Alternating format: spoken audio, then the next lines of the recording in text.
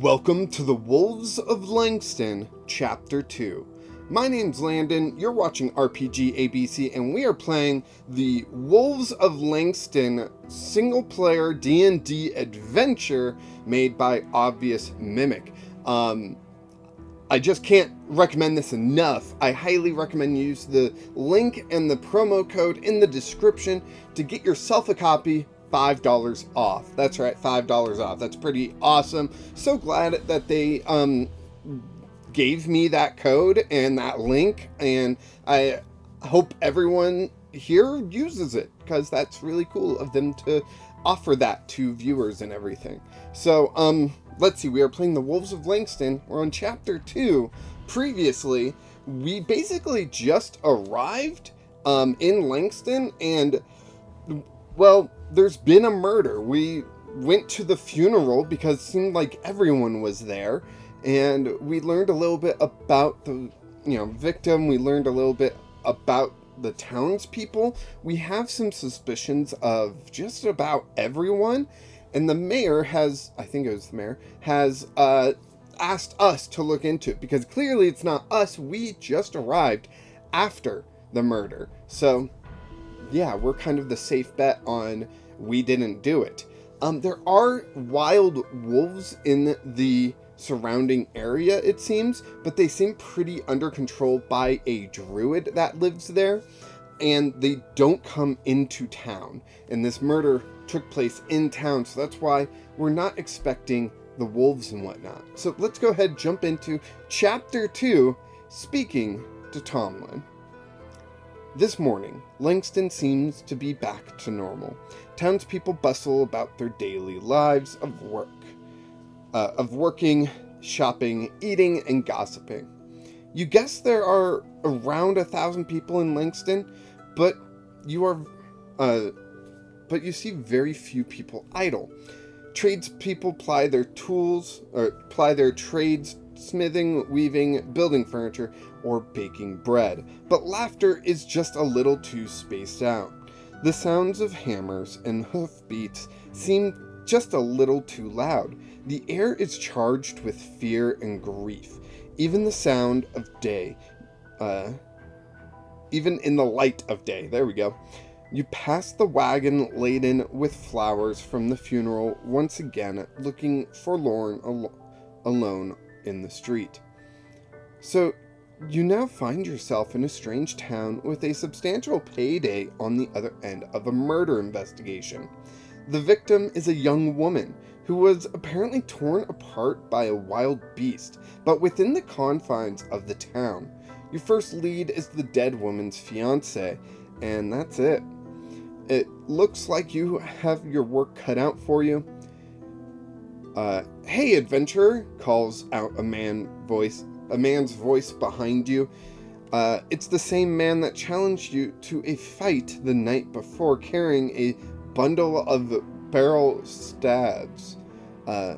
We've got our eyes on you. Don't you think we don't? I don't know what the voices I did for this last time. It's been a little while. So sorry if I've changed all the voices. A few others nearby shake their heads, and one local shoots you an embarrassed look. Yes, you will definitely have your work cut out for you.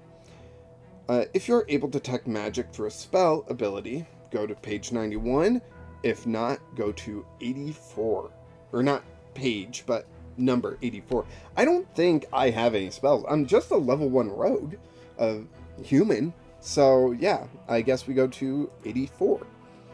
84. You follow the mayor's instructions to Tomlin's cottage on the edge of town, but you'd have... What? Wait, what's going on? But you'd have recognized it regardless. The home is a single-story, multi-room building with the same timber-framed walls, a clean coat of whitewash, and a good-condition clay tiles on the roof. However, each visible window is nearly obscured by lush flower boxes bursting with color. The entire front of the home is fastened, I don't know, festooned. I don't even know what that word is. Fest, Ooned, with decorative flowers sprouting from bushes and vines, and extending off to either side are more vine-covered trestles, indicating a substantial garden out back, some of which you can see between plants and the terrals. It's a beautiful space, whose owner obviously takes great pride in maintaining, and you admire the effort that went into it, if nothing else. As you're not sure if the herbalist Tomlin is expecting you, you can either knock at the door right away or take in some more of the surroundings to see if there's anything interesting. I'm going to take in some of the surroundings. We're going to go 77. You take a moment to admire the lush flowers and plants around you. A brightly colored butterfly flutters past on its way to some purple growing, but the door and bees hum contently among some brightly colored blooms nearby. Ugh. It smells sweet and green in a way that you could lose yourself in the moment. But before you can decide to give up a life of adventure for a plot of land, the door opens with a loud click. You jump instinctively, reaching for a way to defend yourself before you realize it's just Tomlin and someone else. He is locked in a long kiss with a young woman, but sees you out of the corner of his eye and abruptly pulls away. She nearly falls with a cry before catching herself against the doorframe. Tomlin stammers a moment before reaching into the house and handing the woman a sachet of some herbal tea. Here's the medicine for your sick grandmother. If anything else. The woman has now noticed you as well and blushes. No, thank you. I'll give this to my my grandmother. She grips the sachet tightly in her fingers and excuses herself. Tomlin offers you a sheepish smile and a half shrug. You can chastise the herbalist or ask him who his guest was, or say nothing at all. I'm going to ask him. 52. You ask Tomlin who that was. Oh, he says, swiping his mused hair back into place. A pretty routine, really. She is just a young woman getting medicine for her poor sick brother. Aunt, you remind him. Oh yes, Aunt, Tomlin says with a half laugh. Terribly ill, but such a darling girl for taking such good care of her ailing mother like that. Aunt, you say again. Right, won't you come in? He steps inside, waving for you to follow him in. He did say grandmother, not aunt, so I find it funny that we are correcting him with the wrong correction. He goes with it, so clearly he's hiding something. Looking embarrassed, but not able to resist glancing after his guest, Tomlin closes the door behind you. The herbalist's cottage is a riotous sensory experience. Fresh flowers sit in a vase and lie in bunches on various surfaces. More flowers, herbs, and roots hang from special drying rack among the ceiling beams. The windows are all hung with vibrant purple flowers in the early stages of drying out. They are evenly spaced with small bunches of daisies tied with little purple ribbons, so it's difficult for you to tell if they are medicinal or decorative, but it looks like a bit of Maybelline's influence on the space. The odors come in waves, some medicinal and astringent, others floral, herbal, and fruity in waves. It's intense, but not unpleasant. The hearth's coals are banked low, and some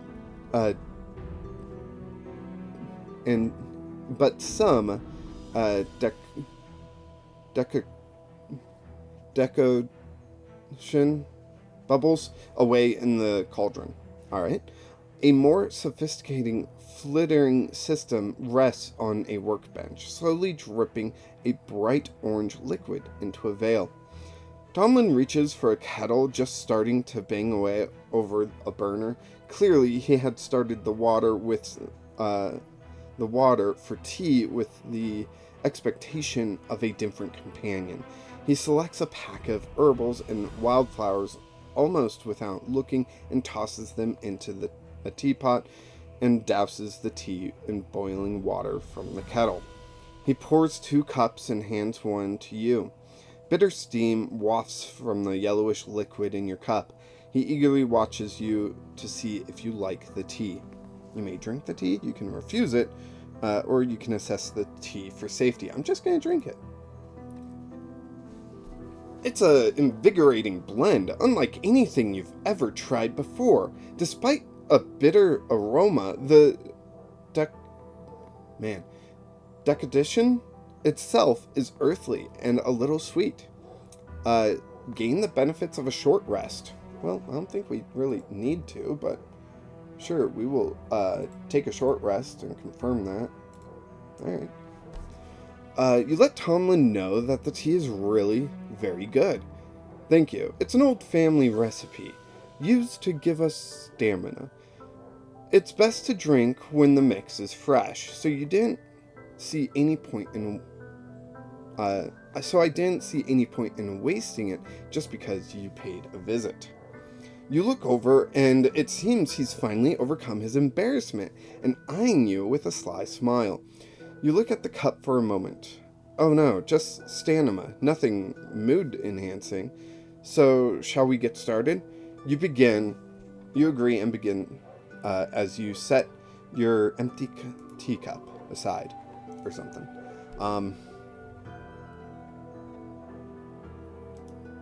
Wait. I think I clicked without really thinking, so I think it's 80. So I guess you're here to ask about Maybelline. Tomlin asks. You let him know he's correct. The herbalist sighs and sips at his tea. Pain springs into his handsome features, and he looks past you into the middle distance. Maybelline and I have known each other forever, of course, he says. She is the queen of the marketplace and has been since she was a child, I'm told. Even when running her family's vegetable cart, she still kept everyone organized and mitigated conflicts. And I'm the town's primary medical authority for the mundane medicine, at least. Roy and Celine help with when divine intervention becomes necessary, but still, I know everybody anyway. A slow, sad smile spreads across his face.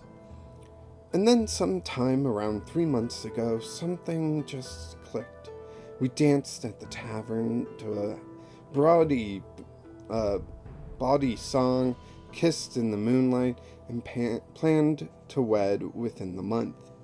We were just perfect for each other. And then the tears start. I'm sorry.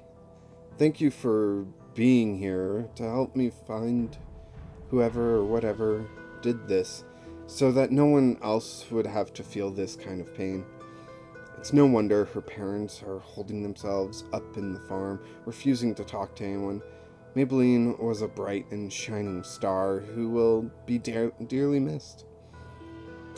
What else you want to know? Ask where Tomlin was the night Maybelline died. Ask if Maybelline had enemies, or ask Tomlin, has anyone or anything, wow, I am really messing this up. Ask if Tomlin has seen anyone or anything strange around town recently. I'm going to ask him where he was the night of. When you ask Tomlin where he was on the night of Maybelline's death, a dark flash of anger crosses his face. However, his expression quickly dissolves into shame. I was with friends, he says. Oh, no, not that kind of friend. I was having a drink at the tavern, and it got a little out of hand. Maybelline and I had a whirlwind courtship, so there was uh, no stag party. That night became it. That night became it. When you ask if anyone else can confirm that, he rattles off a bunch of names. He has a dozen or more people from town who can confirm he was there until dawn. Yeah, we're going to roll an intelligence, investigative check, or wisdom insight. Ooh, those are some good ones. And we are terrible at both those things. But we're still going to roll it. Let's see, investigation, probably. We are proficient. We are proficient with insight as well. So it doesn't really matter, does it? Let's go insight, because I'm more curious about insight. That's 8 plus 2 for a 10. If you roll 10 or more on insight, go to 60. All right. Whew, we just barely passed that. Gain inspiration. Let's see. I have inspiration marked somewhere on this notepad, don't I? Yeah. All right. So that's a 4th inspiration. We'll just go ahead and add a 4th there. Okay. You make it clear that you don't approve of Tomlin's behavior. Has his fiancé even been buried yet? Everyone grieves in their own way, he says, though his eyes still avoid yours. I assume you're who the mayor has tasked with finding the killer? You let him know that he's right, and he steps aside and indicates the inside of his cottage. Wait. I'm confused. I went to the wrong thing.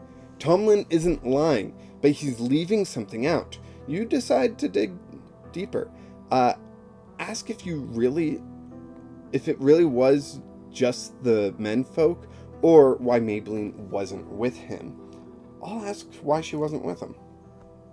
That was 104? Wait. Why did it do that? Okay, I was at 63. Right? No, I was at 60. And I clicked 104. There we go. Tomlin looks down into his teacup, swirling the yellow-green liquid and watching the bits of leaves at the end spin. I had plans to meet people that night. A childhood friend is having some marital woes and needed an ear to bend, but I would have loved to be with Maybelline, too. She just was superstitious. She didn't go out at night when the moon is full. Thought it was an evil omen. He looks up at you, eyes glistening with tears. Turns out, she was right. The silence stretches out, but only interrupted by the occasional bird song outside or a bubble bursting in the filtration system. I miss her so much, Tomlin finally says. Never thought I had it in me to settle down with just one woman, especially not a farmer's daughter from the town where I've lived all my life, but that's what happened, anyway. And despite my reputation, the herbalist's voice catches, and he wipes a few tears from each eye before asking if anything else you might need to know from him. If you haven't asked yet, you can confirm that it was just him and his friends at the tavern. Yeah. So now we'll go to 74. Well, mostly just the men, Tomlin says. At some point, Celine was passing through on her way to speak to someone. She looked a little haggard, but was her usual cheery self. She stopped over for a quick hello before rushing on her way. Oh, what happened? Something changed over here on this screen. Is this the battle music, or wait, what music is it playing? No, ambient, yeah. I have it on repeat, so it should just be the ambient music. Okay. Sorry. She looked a little haggard, but was her usual cheery self. She stopped over for a quick hello before rushing on her way. You ask how familiar Tomlin is with Celine and her usual self. Well, he shrugs, but more to relieve himself of some strong emotion than uncertainty. We were lovers before her pilgrimage, but while she was gone, Maybelline and I fell in love. You ask how Celine took it. Not well at first, but she came around. She even agreed to perform the wedding ceremony. You ask if that's typical for Celine to perform ceremonies like that. Her or Roy? He pours himself another cup of tea. Roy was there with us, actually. He left early, though when he started sneezing and coughing up a fit. You can still ask why Maybelline wasn't with him. Okay, we've already asked that. Or if you haven't done so, you can ask more about Maybelline. Like, if she had any enemies, if there has been anything suspicious going on town. I'll ask if she had any enemies. 56. Tomlin scoffs. Of course, she didn't have any enemies. Everyone loved her, and she loved everyone back. It's as simple as that. Obviously, even the best people aren't universally beloved, so Tomlin isn't telling you something. You try to get the information out of him by persuading him that it's safe to tell you. So, persuasion. There it is, with a +5. Oh no, natural 1? Aw, jeez. Oh, that's funny. So that's only a 6, dang. So we got under 10, so we gotta go to 98. Tomlin is clearly hiding something, but what isn't clear? What is clear is that he's not giving up the information. If you haven't done so yet, you can ask him who else was at the event or inquire about other strange phenomena. Yeah, strange phenomena. 62. Uh-oh. Those things look frightening. Tomlin rubs his beard, which he probably knows highlights his jawline. Nothing strange, except maybe that the wolves have been more vocal than usual. There have always been wolves around, but they seem louder and closer over the last month or two. You ask if the wolves have ever been a threat before. Only to livestock, Tomlin says. But now that I think about it, there is also some talk of a couple of strangers that for some reason made a camp near Emmett and Tilly's farmstead. Why wouldn't someone stay in town? There's lots of reasons, Tomlin says with a shrug. If they haven't the coin maybe, or they are just like Roy and just prefer to sleep without walls, hemming you in, but there have also been some farmers complaining about thefts. If these, whoever they are, well, if they're up to no good, that could be why they aren't staying in town. Could they have done this? The herbalist's voice tightens as he makes the realization and his eyes flash with anger, but you assure him that you'll find out. You can continue questioning Tomlin if there's questions you haven't asked, such as you could ask where he was Maybelline's death, or ask if Maybelline has any enemies. We've kind of already gone over that. So if you haven't anything else you want to ask, you can bid Tomlin farewell and continue your investigation elsewhere. 105. Let's go. 105. You say that Tomlin has been very helpful so far, and you get up to leave. Tomlin clears his throat as you ready yourself to go. Before you move on, adventurer, there is something going on here that I'm worried is related to Maybelline's death. The past few nights, something has been tearing up the garden, destroying the months of cultivation, and there are strange claw prints in the soil, many moorings. You ask what could possibly what you could possibly do to help. Well, obviously, I'm a lover, he says, not a fighter. Please check the garden before you go. He seems genuinely earnest and fearful, so you feel as though you should check it out. 78. Tomlin shows you the garden outside, the back of his cottage. The lush space is a riot of color and smells, but it's also well organized. It's more of a small farming plot than what could reasonably be called a garden. Flower beds and tracts of green herbs dominate the plot, while climbing vines over trestles that make up a fence, one of the beams anchoring a far corner of the trusses has fallen over. The place smells amazing, and bees lazily hum from blossom to blossom. From here you can examine the flower beds, you can take a look at the fallen post, or walk the perimeter. First we're going to examine the flower beds. 99. Upon closer inspection, some of the flowers are dug up or damaged. So are some of the herbs. Tomlin cradles some of the damaged plants, murmuring to them as if they were sick kittens. Something has clearly been causing havoc here. So we got to roll a survival.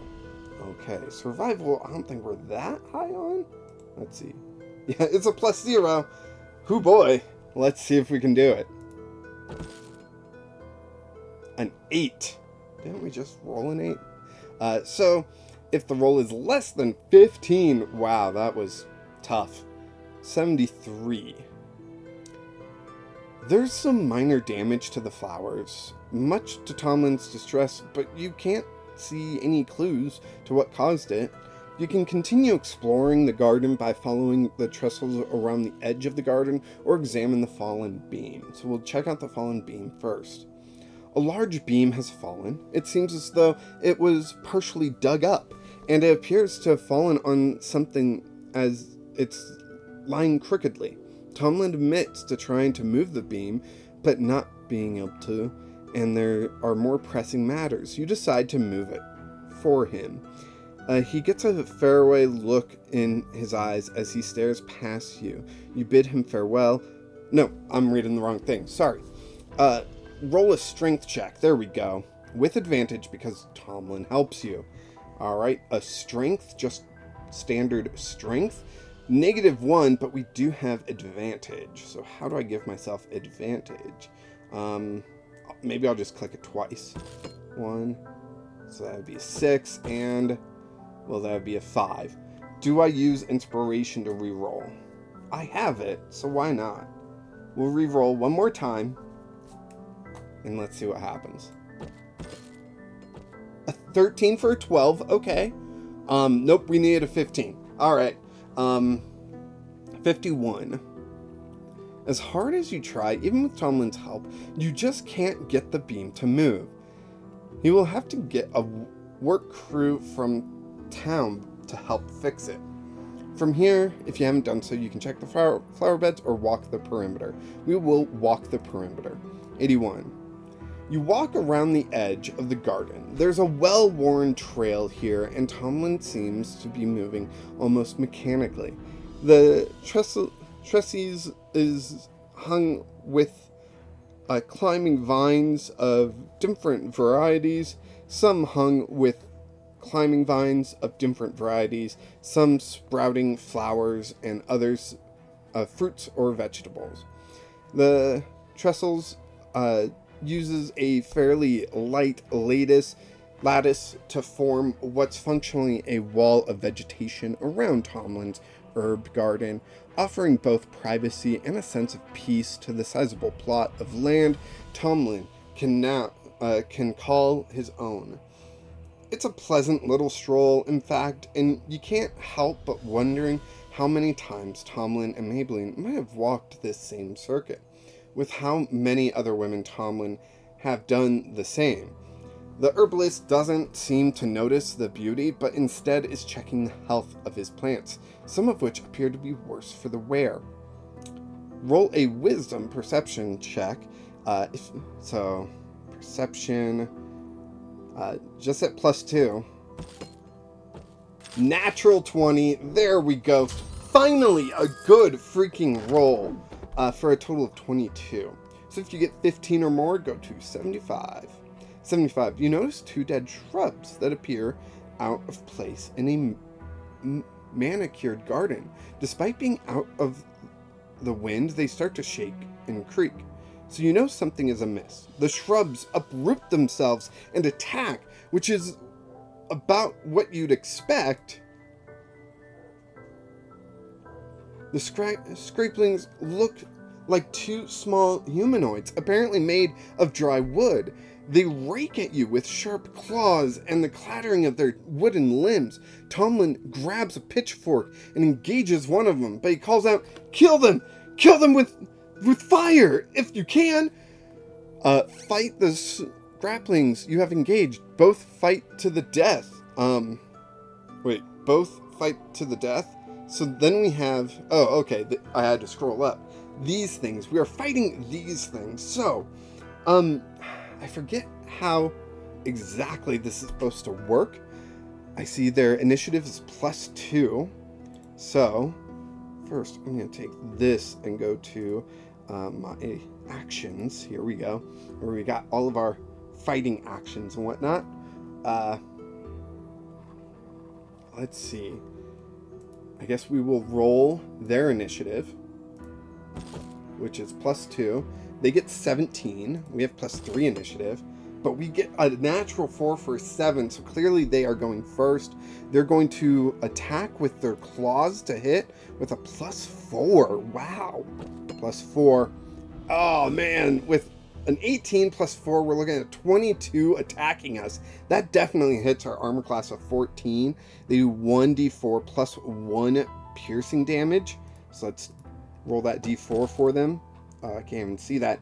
2, so that's 3 damage to us. Ouch. Our hit points are up here. 1, 2, 3. That's not good. But then, do we have to fight 2 of them? It mentioned 2 of them.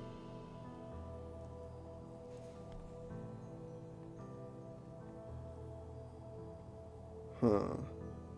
Oh, I should also switch to the battle music. Heck yeah. Let's see. I think there's 2 of them. Let's see. So if I roll initiative for the second one, yeah, they're also going before us. They're going to roll to attack. Yeah, that hits us with a d4. Oh, 5 damage. We are down to 1 hit point. 1 hit point. What? Okay, let's see. What can we do? They're up in our face. We've got 2 daggers. Maybe we 1-2 with 2 weapon fighting. Let's see. 2 weapon fighting. I think you don't add your bonus, right? For the second one. You're holding in your other hand. You don't add your ability modifier to the damage of the bonus attack unless the modifier is negative, which it's not. So first, let's see, they got armor class of 14. We will swing at the first one for a natural 20. 25 total. Heck yes. And we're going to go ahead, roll that damage. It comes out to 8 damage. We 1 down. And then we turn to the other one with our second attack. Second dagger flying at them.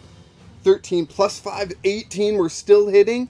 And we will stab into them. 6 damage. Just 1 short of it. And sadly, they are going to then attack us. There's only 1 of them now. So let's see. 9 plus how much? 4, 13. Whew. Jeez. Yes, they missed. So now it's our turn. We're going to attack back at them. We get a 17. That definitely hits. And we stab into them, dragging the dagger down and kind of split this plant in 2. Just splinters flying everywhere. but we are able to destroy them with 1 hit point. Oh man, I hope I did that right. As you deal the final blow to the scrappling, Tomlin screams with a wild fury, and he stabs at his opponent until it is splintered and broken. The rusty tins of the pitchfork are bent with the force of his blows.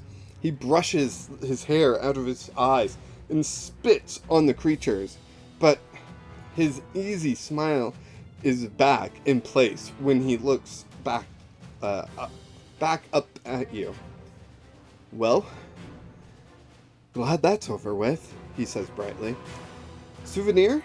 He reaches down and plucks one of the severed arms with its claws still attached.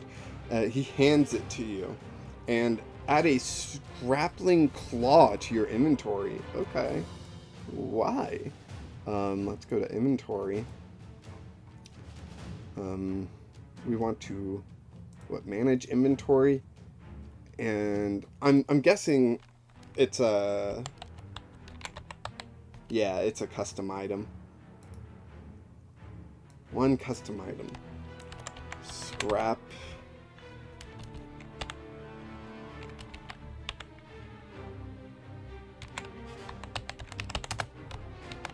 There we go. Add item to backpack. Okay. Listen, I know plants, but not plant creatures, he admits. So you should take that to go and speak with Roy Sunderhammer.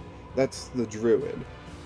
Looking up into the sky, the day is drawing to a close, however, and you feel it's not a good idea to try to find the druid's grove in the dark. Given that what you've learned today, you decide to go to the inn for a good night's sleep, and maybe recover from the challenges of the day so far. You start to say goodbye to Tomlin when he shushes you. Before you go, he says, please join me in the cottage. You follow him inside. So you too. I'm very grateful for your help, Tomlin says once you're in the cottage. This is to help with your investigation. It was meant to be a wedding gift for Maybelline, but I can no longer bear to have it here with me. But maybe it will be useful to you. He presents you with a ornate glass vial. The vial contains a philter of remembrance. Add philter of remembrance 10 doses to your inventory. Okay. Is that a yeah, it looks like it is a custom item as well. Or maybe I just don't have the books that it comes in.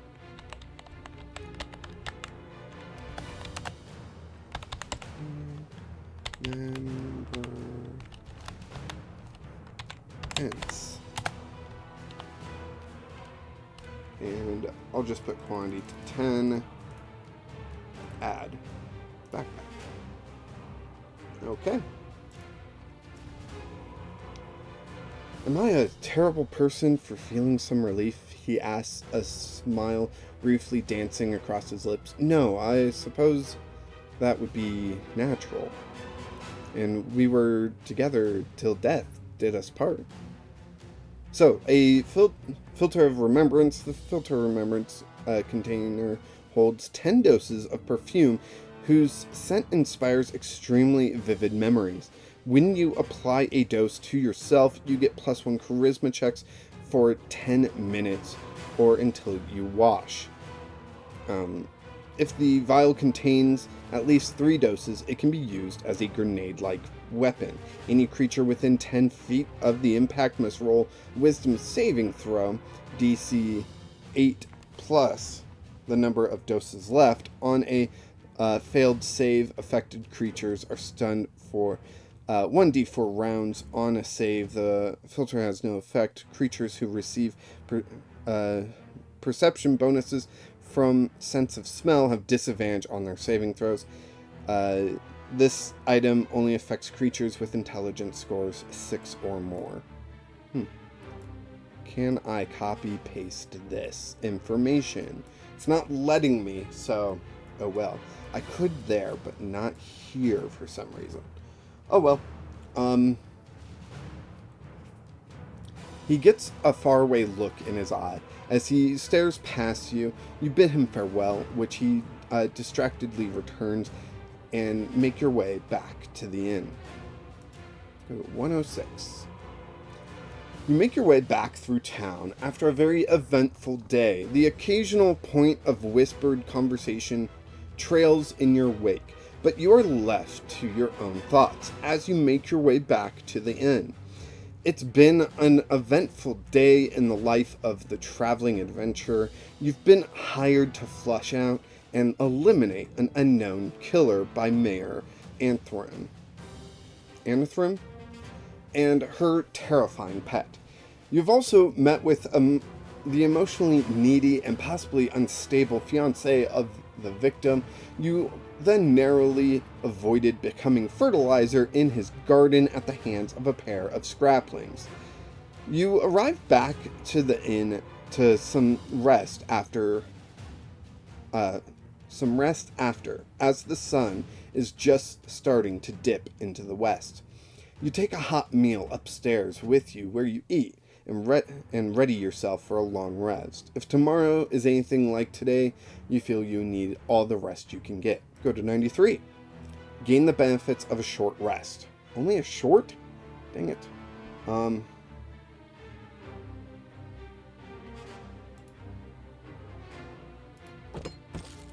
Okay, well, that's pretty awesome. We do fully heal, so that's nice with one hit die. You wake with moonlight streaming in the window. It's a beautiful, clear night, but you feel the back of your neck prickle. After walking to the window, you look across cobblestone streets to the roof of the neighboring building. A hunched, hairy shape is silhouetted against the night sky and lined with moonlight. Though its face is obscure in shadows, its eyes burn with a golden fire. Whatever it is extends a long, powerful arm in your direction and waits. The rooftop is across the street and angled slightly upwards from your second-story room. You can open the window and call out to the creature, call for help, or charge outside to attack the beast. We're charging. 94. Wait, what? That's not 94. What? Ah, jeez. I guess I'll just scroll down to 94. Nope, that's 84. 94. Gain inspiration. Okay. You bolt out the door and thunder down the stairs, bursting out the front door to scan the skyline. But the creature is gone. When you turn around, the innkeeper is standing at the threshold in a nightgown, holding up a lantern in one hand. He's staring at you with visible concern. Assure him everything is fine. Return to your room and go back to sleep.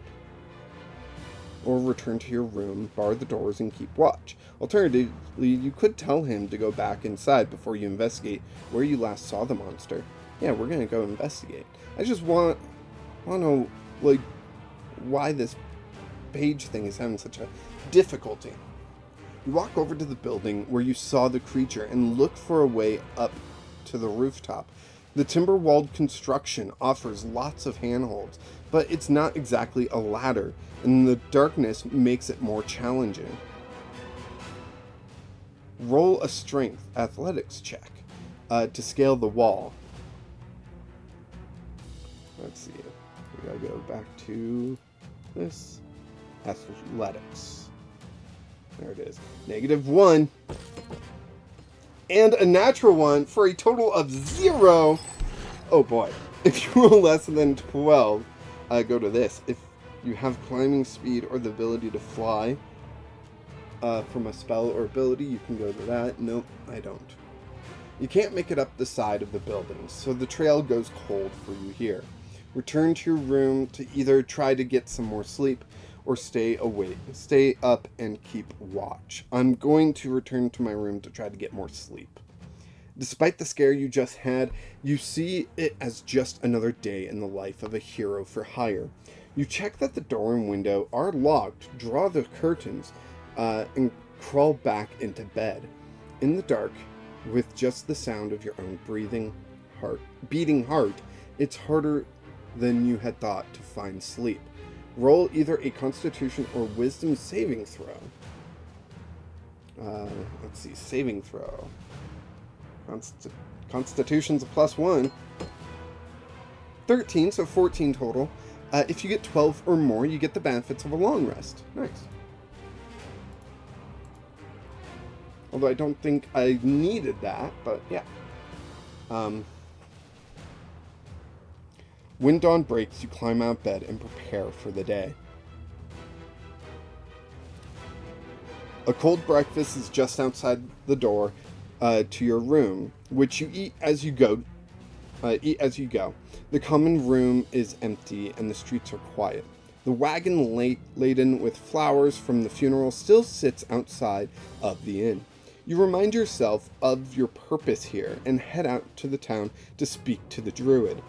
You get the path to the druid's grove marked on your map before leaving town. And that means we are on Chapter 3, speaking to Roy. That was intense. Not only did we have our first combat, we also had our first encounter with what I assume is a werewolf, which is frightening, that it knew where I was sleeping and that, like, that it has something to do with me, like, it's trying to investigate me or scare me away from investigating or something like that. Frightening stuff. But now we are off to speak to Roy, figure out what he knows, what's going on, and yeah, but that will happen in Chapter 3. Thank you so much for watching. Go ahead and like this video, subscribe to the channel so you don't miss out on the rest of the Wolves of Langston campaign that we are playing through, and be sure to get yourself a copy down in the description. Get $5 off, I think it's $5, and get yourself a copy, either play along with us or just play it at your own pace. I am absolutely loving this game. I think it's phenomenal. I am a backer of their next book that they're already working on. I can't wait to see when that comes out. I will probably play it again on the channel. We will see when I get around to playing Chapter 3. Life is a little chaotic right now, but I am trying to get some content recorded. So thank you so much for watching. Go ahead and join the Discord as well so we can talk about what's going on in the Wolves of Langston. If you haven't played ahead of this, maybe you can join in speculation with me in the Discord. That would be a lot of fun. But also there you can play a tabletop role-playing game with me. And of course, until next time, keep rolling dice.